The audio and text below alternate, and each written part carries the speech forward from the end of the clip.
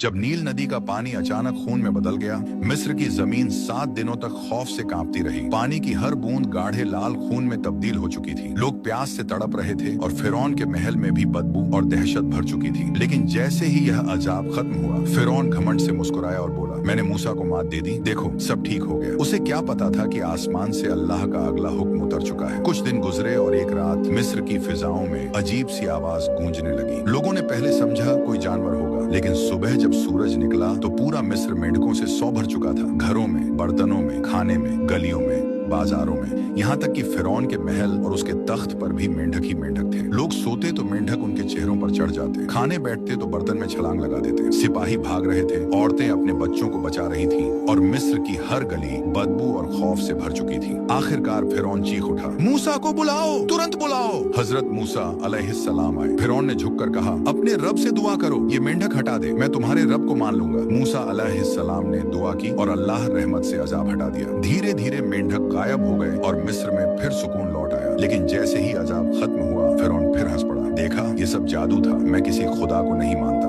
वजीर भी हंसने लगे और महल में फिर वही घमंड की आवाजें गूंजने लगी। लेकिन मूसा अलैहिस्सलाम खामोश रहे, क्योंकि वह जानते थे कि अल्लाह का फैसला उतर चुका है। आसमान से पुकार आई, यह कौम ईमान नहीं लाएगी, इन पर एक के बाद एक निशानी उतरेगी, ताकि दुनिया जान ले कि मैं ही रब हूँ और जालिम कभी कामयाब नहीं होते। मिस्र की जमीन पर खौफ, अंधेरा और बदबू फैल चुकी थी और फिरौन अभी भी अपने घमंड में डूबा हुआ था। लेकिन आसमान पर एक नई आफत तैयार हो रही थी, क्योंकि यह कहानी अभी खत्म नहीं हुई।